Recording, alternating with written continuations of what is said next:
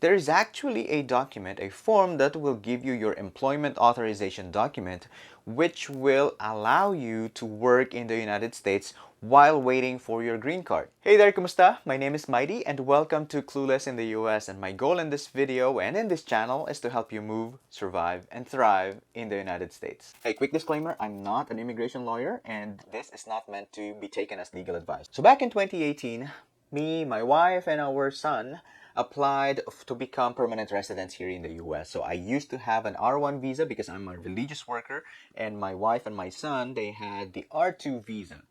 And the problem with the R2 visa is that my wife is not allowed to work at all. So she cannot receive any kind of salary or financial benefits for doing some kind of work here in the US. So as you can imagine, that put some strain on our finances. It was a little bit difficult and we needed to be creative and mindful of how we are spending. But as part of our I-485 application, which is the adjustment of status to become permanent residents, we also applied for Form I-765, which is the application for the employment authorization document. And thankfully, before my wife got her green card, she was approved to have the employment authorization document, which meant that she could work even before receiving her green card. That would have been a big blessing, right? So Form I-765 costs nothing if you apply together with I-485. But if you apply for it separately, then it costs $410 for the application and $85 for the biometrics fee. So please visit uscis.gov/I-765 in order to download the application form for I-765 and also access the instructions to fill out this form.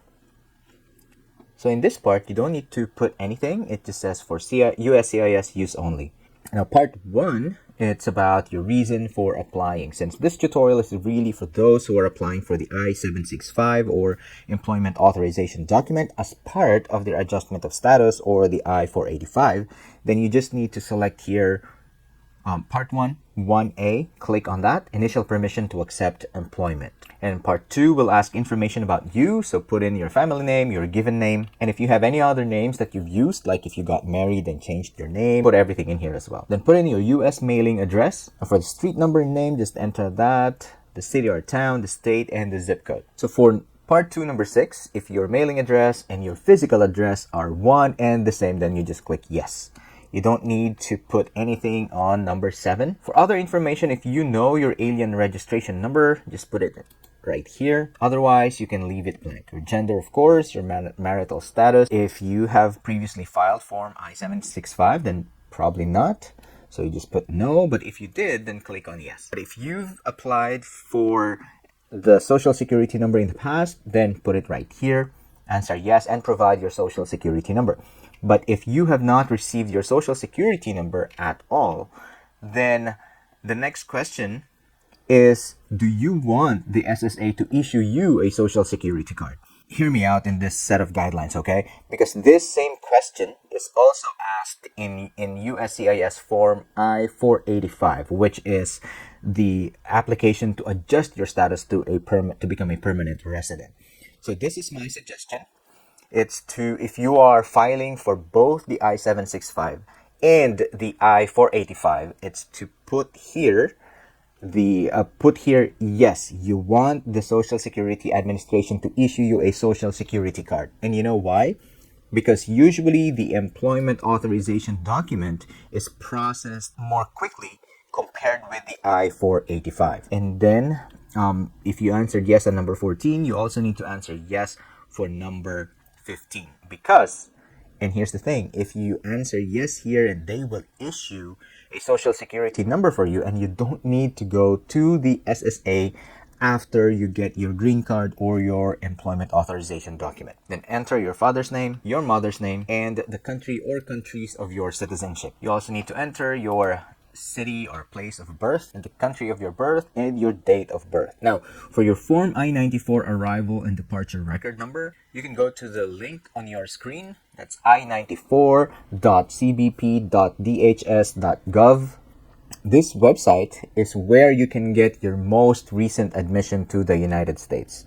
And then enter your passport number, your most recently issued passport. Also your travel document number if you have any, but usually in many cases this is skipped. I mean, when I entered the US, I didn't have a travel document number. I was just using my passport. Then the country that issued your passport, the expiration date of your passport or travel document, then the date of your last arrival into the United States. And again, if you do not know this, go to your passport and look at the stamp of the immigration officer on your passport, or again, you can go look for your Form I-95 arrival departure record. It should show your most recent arrival. Then number 23, it's asking for your last arrival into the United States, and usually this could be like the city where you first entered the US, where you were interviewed by the border patrol officer or the immigration officer. And then the immigration status at your last arrival, like in my case, I was a religious worker. The same thing on number 25, I'm still a religious worker by the time that I applied for this, so I just put in religious worker. If, for example, however, that your status you are out of status because your visa expired or for whatever reason, then you can just put there out of status. Again, I would caution you about filling out this form. You need to be careful and you need to read the instructions carefully, or there are complications arising from your stay in the US, expired visa, or things like that. It would be better to consult an immigration lawyer. And number 6 is for student and exchange visitors. And then number 27, what is your eligibility category? In this case, I put like C9, the category where an applicant to become a permanent resident is asking for the employment authorization document. Now, if you want to see the other categories or the other options to put in here, you need to go to the instructions for I-765, which is right here. And who may apply? This one, asylee and refugee category. So if you are a refugee, you'll need to put in like A3. So if you are an asylum applicant, then you just put in C8. Again, make sure that this applies to you before you enter any category there. So if you're a foreign student, this is that area right here. Some family-based non-immigrant categories, like the fiancé visa, K1, spouse, or K3.